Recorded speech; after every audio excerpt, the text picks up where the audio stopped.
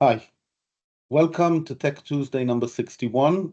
Today we're going to talk about building moats using IP and also the burden that IP puts on companies.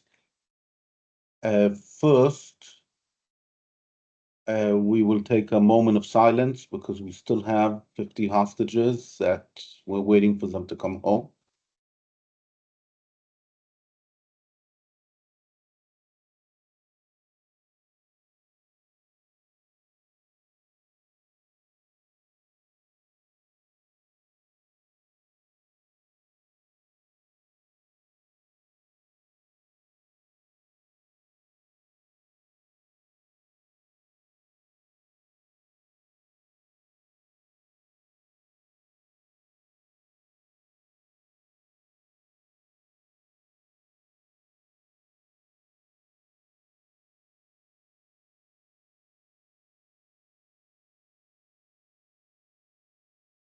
Okay, let's start with a classic example of a patent portfolio and a moat built using IP. And in fact, it's a whole company founded by a patent attorney. So what could be better? Xerox. Okay, so in 1972, peak Xerox, Xerox had 95% of the market for photocopiers, probably in the US. And they had over 2,000 patents.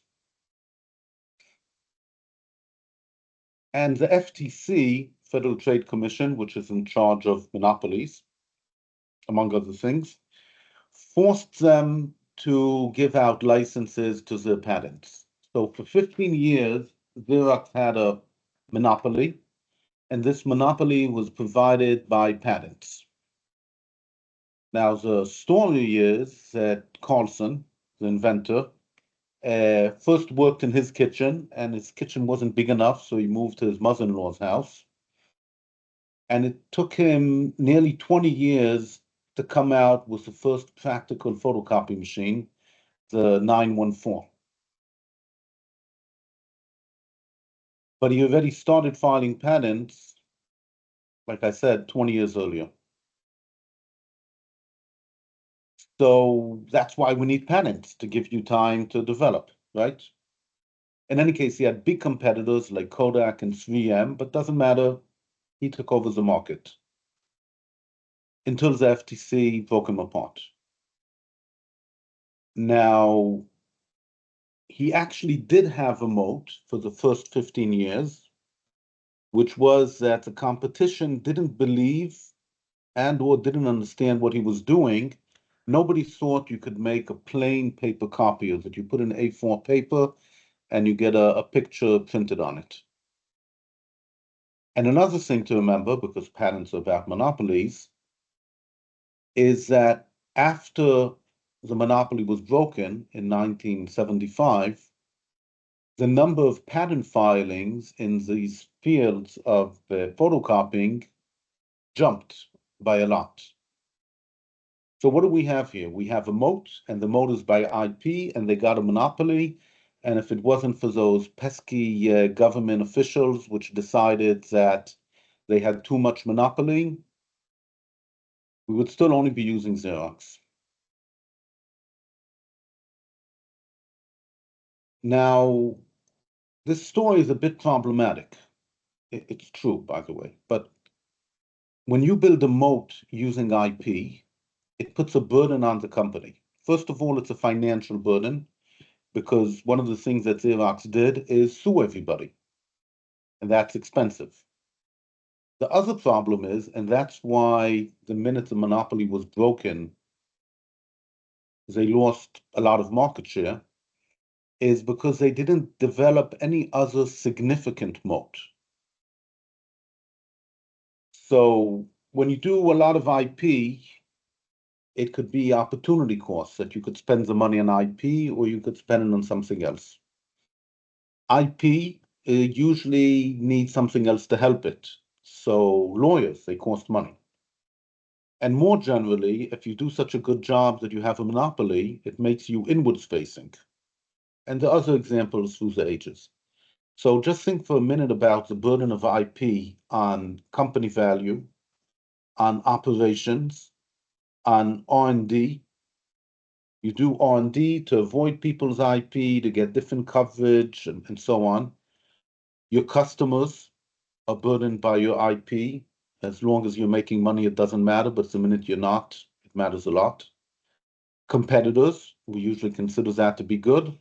And society as a whole, which is why the FTC broke apart Xerox, even though it mainly benefited Japanese companies. On the plus side, the fact that IP is putting a burden on the company shows that IP is integrated in the company itself. Of course, if IP is not coherent with what the company needs, you have some extra burden. So let's talk a little bit more about the burden of IP. And there's also the burden of not having IP. Okay? If you don't have IP and you try to go into negotiations with somebody else, it's more difficult. If you don't have IP, there's more risk and uncertainty regarding your ability to grow or more generally the future. One of the things we don't like about IP when we're on the receiving side is how unexpected it is. Suddenly a patent appears, you're infringing, you have to stop developing, your investment gets caught in trouble, and so on. But if you don't have IP, this unexpectedness goes up a lot. And if you prepare, it goes down. And one of the nice examples is what Tesla is trying to do to solve it. So Tesla has a big patent portfolio in EV, and they said anybody can infringe our patents as long as they don't assert their own patents against anybody else regarding electric vehicles. And what that really means is that people will have a much smaller burden of IP. And of course, Tesla will not be sued by anybody. But that's, a benefit as well. The problem is that the Chinese are moving ahead quickly, and the Chinese don't need to sign on to these agreements. We'll see what happens. Also, if you don't have any IP, your valuation becomes more challenging because it's more difficult to explain how you're going to have exclusivity. And we know that there always is IP, but you didn't protect it or you're not using it. So the question I think that one should ask when we talk about burden of IP or the lack of IP is whether the burden of your IP and IP strategy on the company as a whole is higher or lower than that of other company functions like business strategy or marketing strategy. I think the answer is it's lower, but maybe also the benefits are lower. And that's what we're going to talk about in 2 minutes, the benefits. Bad IP and bad IP strategy have a much bigger burden. They can lead you to bad places. Like you didn't check to see if you have freedom to operate. You invest 200 million in distribution and then you get sued. Your company valuation can go down. If not having a lot of IP can interfere with negotiation, having bad IP shows perhaps that you're not competent. Bad IP can leak your secrets, in particular your business plans, to the competition. Bad IP and bad IP policies can cause internal friction inside the company, confusion, lack of communication, and guess what? Money-wise, bad IP can cost just as much as good IP. It's just bad. So IP is not all burden. It helps organize your thinking. It provides a coherent function in a company, especially technologically oriented companies. It can be a profit center, Qualcomm, for example, a TI or IBM, where you get licensing revenue. And it has a very interesting function of reducing the complexity of what you're trying to do. It can reduce the complexity of managing what's happening inside the company. You can use it for ecosystem control, which reduces its complexity. It can make your market simpler, can make it easier to negotiate with suppliers and distributors. It can simplify your marketing messages. And it can also help you with other burdens, things the company has to do, like raising money, marketing, and perhaps let's call it more generally, especially in a startup company, you often have some sort of flywheel. You get it moving, you get data, you get more clients, you get it moving more, and so on. And IP can help with that. And of course, what we like doing is making sure that your IP is a burden on other people. This sounds great. The problem is that IP is not stable, at least in most of the technologies that I work in. It's especially not stable if you want to use it as a moat. Even Xerox, their first patent had expired long before they had a meaningful monopoly. And more generally, IP is a bit like an aircraft carrier, like you see in the picture. It never goes alone. It has a whole lot of other ships around it supporting it. So it's not stable as a moat. It's also not stable as a licensing model because you have to keep on generating more IP. It is possible for you to have a patent which lasts for 20 years and people pay you money. But usually what you have is a Red Queen situation. We have to continuously do more development. And that is, for example, one of the things that Qualcomm does. Irrespective of that, IP, well, at least patents, expire. Both patents and trade secrets become obsolete. They can be designed around, and that's it. Patents are legal documents, which mean they can very quickly flip from good to bad. You go to court, they say your patent's no good, that's it, it's that. And patents, in particular, work by fear. Somebody is not going to copy you, not because they can't, but because they're scared you're going to sue them. So how scared is the other side? Usually not under your control. A lot of the work that we do as patent attorneys, strategists, whatever you want to call it, is trying to enlarge and stabilize the IP working window. And we have all sorts of things we do. We use multiple different IP types. We have multiple different IP items, multiple secrets, multiple patents covering different features with different horizons and so on. But what we're trying to do, like I said, is enlarge and stabilize the IP working window. And the other thing of IP is that it's negative and, it brings in money, but as such, IP doesn't change reality. Now, reality is often more stable than IP. So it seems obvious, perhaps, that we should be using IP in order to change reality. What do I mean by that? Well, we said that IP can act as a moat, but I showed you with Xerox that it doesn't always work so well. And more than that, IP is not a moat. A moat stops people from coming in. Patents are just a threat. Trade secrets and know-how, while they're less of a threat, in actuality, if you don't know my secret, you can't do what it says. But there's always a risk of somebody stealing your secret or hiring away your people that have the know-how. Now, it doesn't matter right now if it's legal or not legal. By the time you get to court, it's too late.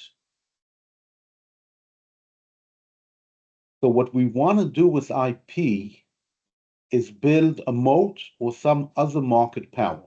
And this moat that you build, or two moats or three moats, can be much more stable than IP. And if you have more than one moat, the damage that happens to you if one of the moats gets destroyed is smaller. Classical book on powers, but everybody thinks it's about moats, is a book called Seven Powers. And here's a great quote from Warren Buffett saying that a truly great business must have an enduring moat. Now, we're going to talk about the difference between power and moat later. The seven powers in this book are scale, network, counter positioning, switching cost, branding, cornered resource, and process power. Cornered resource has, as one example, a patent. But like I said, in high-tech businesses, the evolution of technology is so fast that IP as such is usually not enough. Okay, we're building a moat. What is a moat about? So first of all, some of these moats are not to prevent other people from coming in, but to prevent your customers from leaving. So it's always a problem when you have a conflict of interest with your clients. And some moats, of course, protect your market against other people coming into your market. And what's nice about IP is it's relatively easy to build a whole array of moats and small moats and so on. And again, something easier to do with IP is when your market changes, you can move your moats. I just want to note, especially when we talk about startup companies, you need two different moats. One is for your product, other people shouldn't steal your market with a comparable product. And one is for the company because you want to sell the company. We want to build moats and we want to use IP to build moats. And one of the questions, which is a basic strategy value question that you need to ask, are we using the IP in order to enhance existing moats and make them taller, deeper, stronger, whatever it is? Or are we doing it in order to make up for weak moats that we might have? Before we continue, I wanted to be clear that big companies usually have an advantage against small companies in all of these moats and power types, except for maybe counter positioning. And of course, IP is exactly the great balancer which helps you win. So now I'm going to go through the seven powers, and I'm going to show you how, a short talk, how each one can interact with IP. So scale is when a company can produce goods or services at a lower cost per unit because they're bigger. So I think it's obvious that manufacturing IP and trade secrets help you lower the price and support the scale. And a classic example is, what do you do if you're a pharma company and you have a patent on a drug and the patent's about to expire? So if you have IP, whether it's patents or trade secrets on how to increase the yield, or if you have patents on polymorphs, talk about that in a second, you can extend your protection. And I have an example with Plavix, the drug, which has a crystalline polymorph, which is easier to manufacture and more stable. We're going to focus on the easier to manufacture. If you're the only one who's able to do that, you have a better product than the competition. And maybe you don't even tell them how you do it. And then you have IP supporting your ability to scale because you can manufacture more easily than the competitors. It would have added about 12 years, maybe more, to the patent protection, but the competitors didn't like it, and as usual, there were litigation all over the world. Was it cheating? Was it patentable? Was it obvious? And so on. Sad story. Network economics. Basically, the value of your company increases or the product increases as you have more users joining the network, and that provides a positive feedback loop. Just so you know, people who work in network economies, they talk about 15 different types of network power because you have the user side and you have the producer side, and just so you know. Networks don't work well if you have churn. Churn is people joining and leaving all the time. Also, if you have leakage where people leave your network, or if you have capping where people make money off of your network.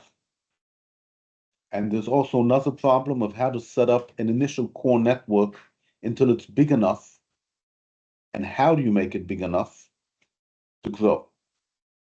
So more generally, the network is most vulnerable at the beginning. Later on, it's vulnerable as well, but at the beginning, it might never start off.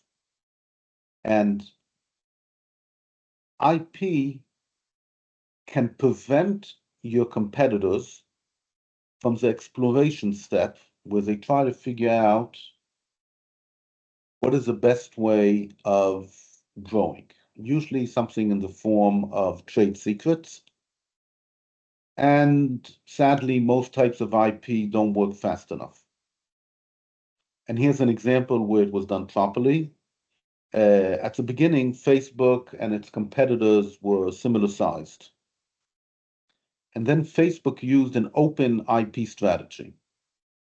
Basically, they invited app developers to build apps that work in the Facebook ecosystem.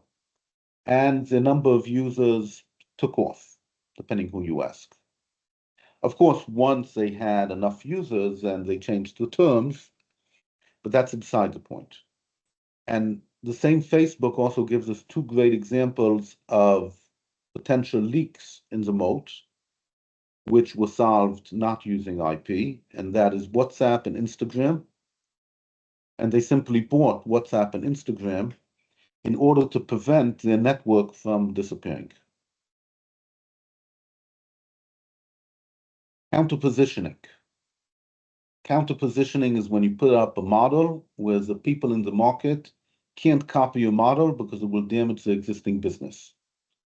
And one of the things you can do with IP is make it more difficult for other people to copy what you're doing and otherwise counter-position. So a great example is Apple. Okay, what you see here on the right is what is from the Apple versus Samsung litigations. And the top row shows you what Apple looked like in 2007 and what the Samsung and other devices looked at approximately the same time. And guess what? In 2010 and 11, that's in the low one, Samsung looks very similar to Apple. Apple had a great IP portfolio. They had design patents, they had software patents, they protected the icons, everything. And Samsung copied. And in the US, Apple did not get an injunction. And a few years later, Samsung got lots of money. But that lots of money didn't have much value. Because in this time between when the iPhone was launched and then Samsung lost, Samsung grew from about 1% of the market to about 25% of the market for smartphones. So the end result is that while originally Apple was counter-positioned, it was what everybody's doing and what Apple is doing. After a few years, Apple and Samsung and whatever, so Apple is the leader, but it's not unique. Another power is what's called switching costs. And the idea is that your customers are inconvenienced when they're trying to go to a competitor. And the classic move is IP, which prevents your competitor from copying the user interface or some critical technical feature. And we know a great failure was VisiCalc, which didn't protect the UX properly.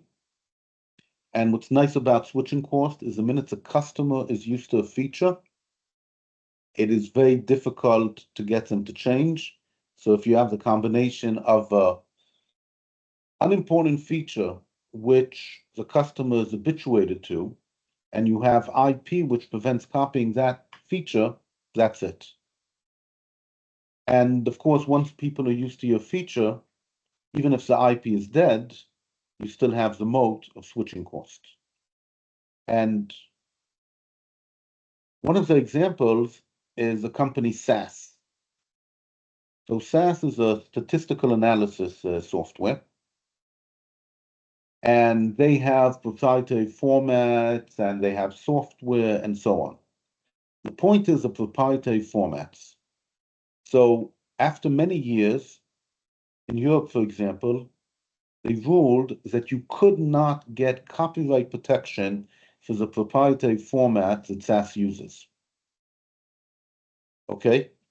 But everybody already built software around other formats, and SAS is a de facto standard format accepted by important players like the FDA, which means that also researchers in university use SAS because they're getting prepared for their job in industry after academia. So the IP died, but the moat of switching cost is still here. Branding is another one of the 7 powers, and the idea is that people pay a premium because it has a strong brand reputation. So yeah, I'm going to talk about trademarks, and we protect brands using trademarks. And you can also build a brand using a trade secret like the Coca-Cola formula. But what I want to show here is an example how you go from one type of IP to another. And what happened was Volvo built a brand around safety, the safe cars. And Volvo invented an improved 3-point seatbelt, and you see here a picture drawing from his patent. I just want to point out that he did not invent the 3-point seatbelt. They got a patent, and they gave the patent away for free. And now any competitor has a choice. They can either use this technology, which is good, it's safer, but then by copying Volvo, they admit that Volvo is about safety. It's so good, they're copying it too.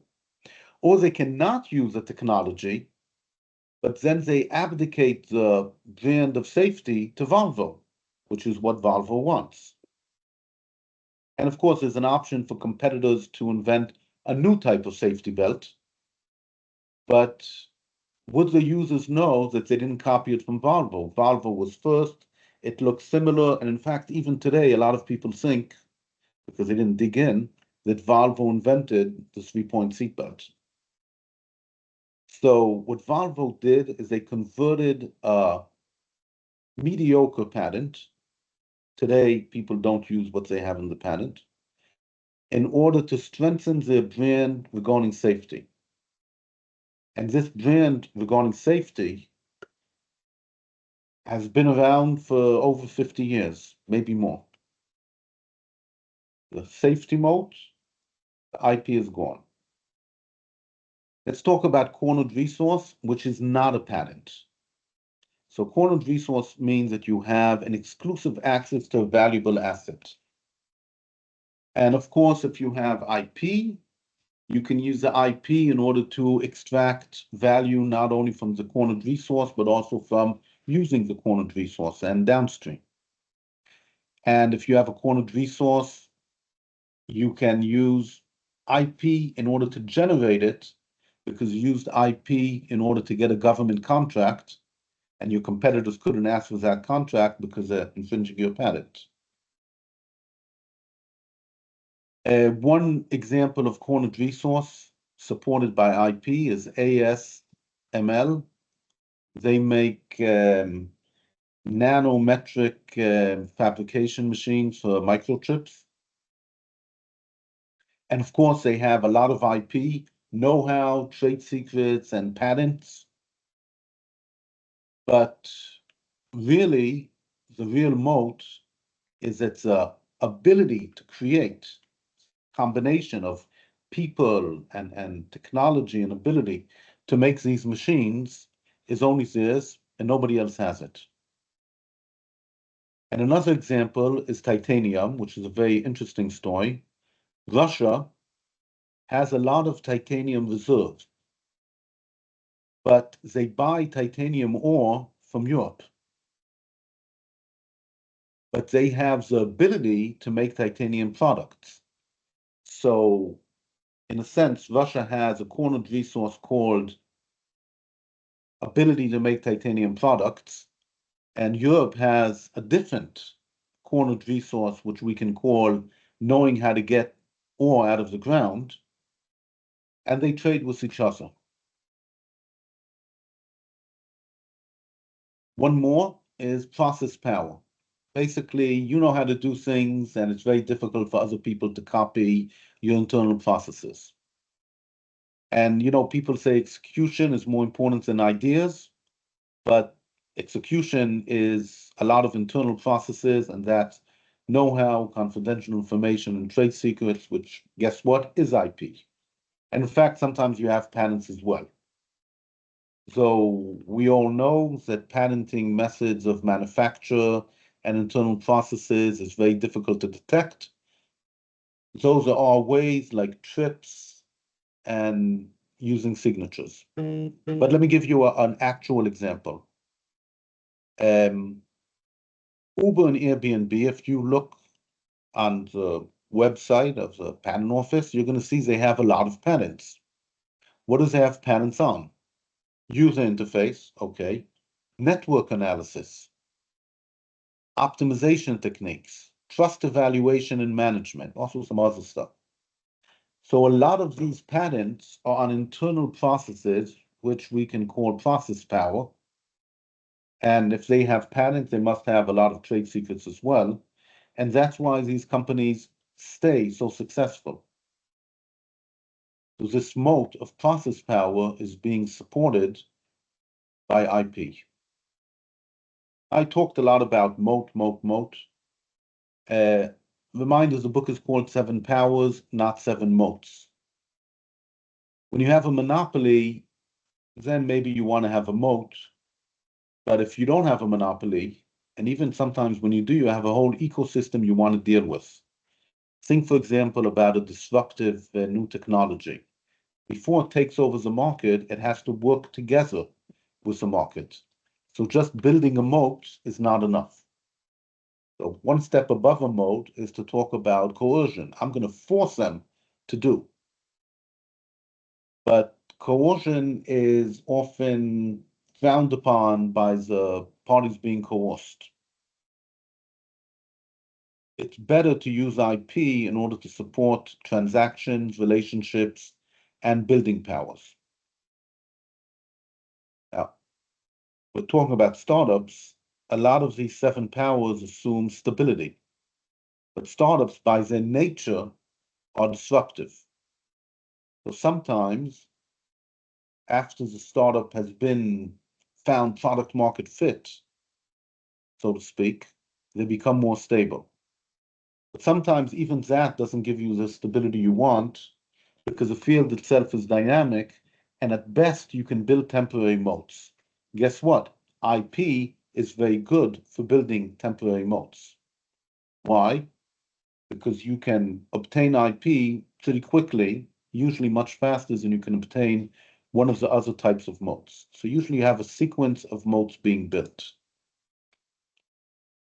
So startups need, in order to succeed, the ability to make mistakes. What do they call it? Fail fast. And if we believe in product market fit, then you have to look for it, meaning you're going to make mistakes and it's going to take time. If you use your IP to slow down your competitor so that they don't have enough time or flexibility to adapt, that is a moat. Using your IP to give you relative leeway relative to your competition. And if you add continuously disrupting, coming out with a new version and new features every week, that keeps your competitor in an ongoing rush state, so they don't have the ability to find the time and apply the flexibility to adapt.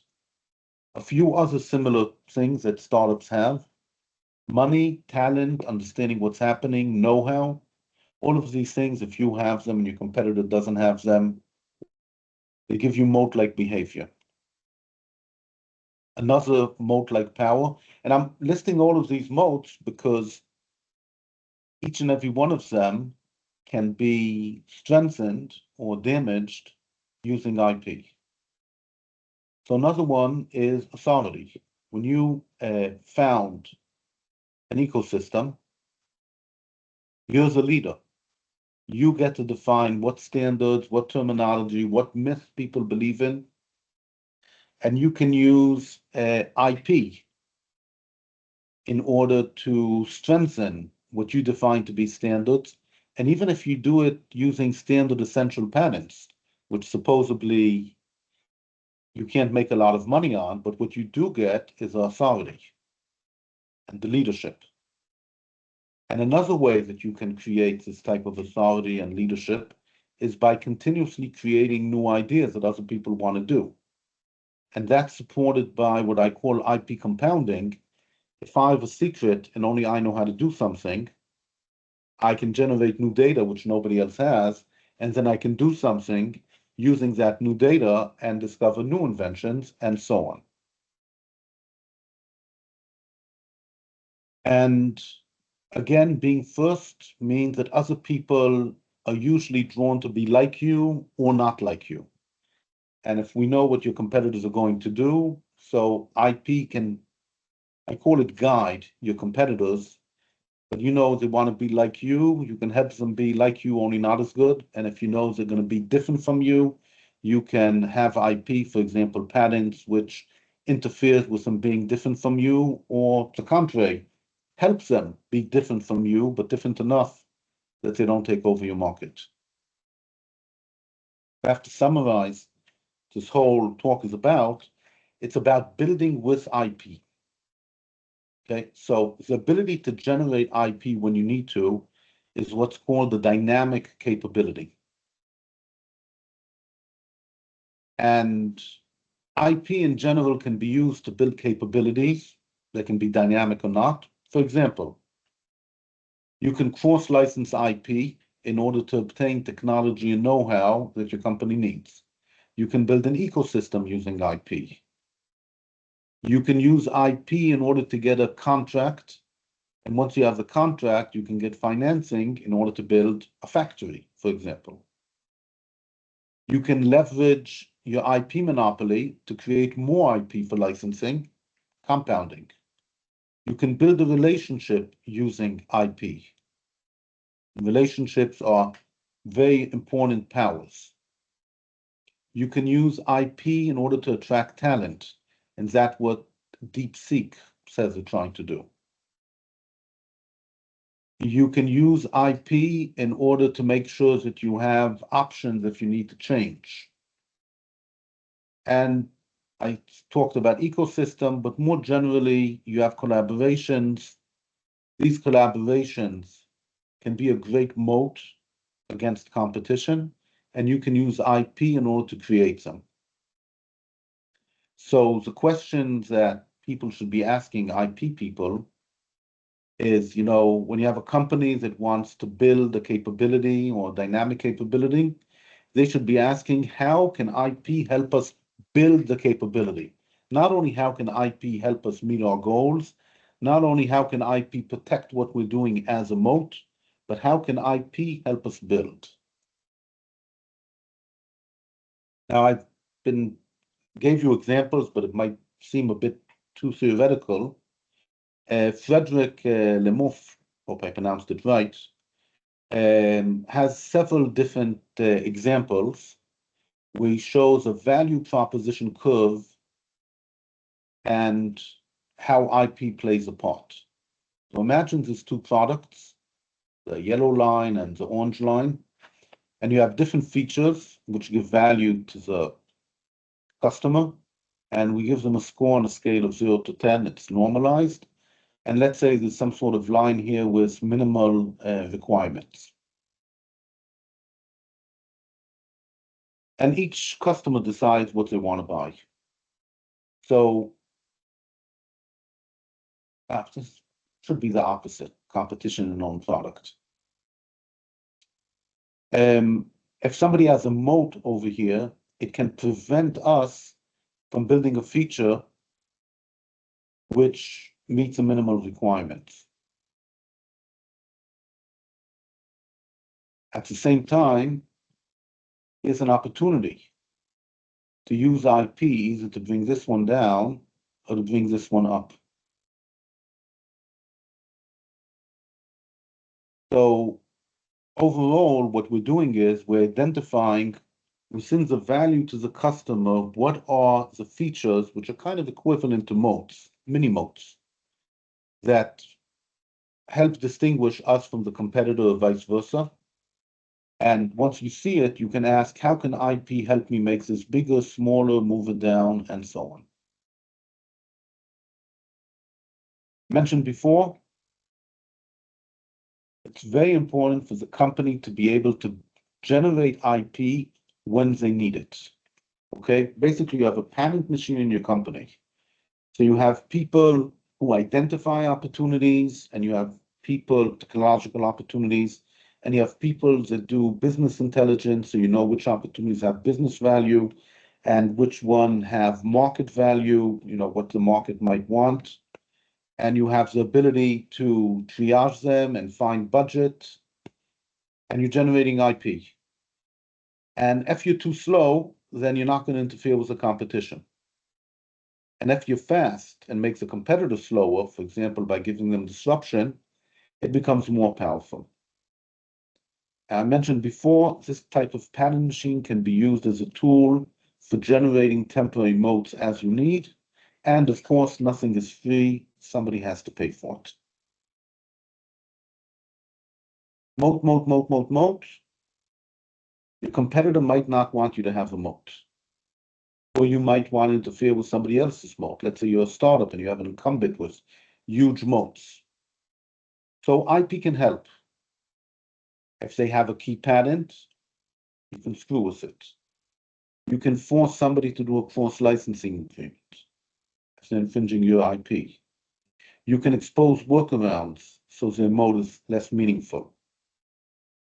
You can use IP in order to prevent their market from being usable because you're blocking it. You can use IP to make them move to a different market where they don't have a moat. You can create an add-on that everybody will want. So you're basically building on top of their moat your own item, and you protect it with IP. They can't live without it. Each one of the 7 powers that we talked about that you can use to build a moat has their own different vulnerability to IP. So for example, if you have process power which you keep secret, somebody files a patent, they can stop you from doing it. Scale sometimes is licensable IP, which allows somebody else to get cost reduction, and then you can't win on scale. If somebody has a cornered resource, but somebody else has an IP which blocks access to that cornered resource, it's not a cornered resource, it's a missing resource. Summarize, IP is a burden and not just financial. So you have to think about it, of course, when you're doing IP. IP as a moat is good. Building a moat using IP is even better. So you should really look at IP not as a sword, not as a shield, but as a shovel. And I just showed you some examples, there's obviously much more to be said, on how the 7 powers framework shows how IP can be used for and or against. But just imagine University of Troy built a proof of concept. And obviously, you're going to do a startup. And the questions they might ask you is, what moats can you generate? And the things that you need to answer is not only what moats will I generate, but how will IP help doing it? And how much will it cost? Not just in money, but also in burden on the company. I'm stopping the recording.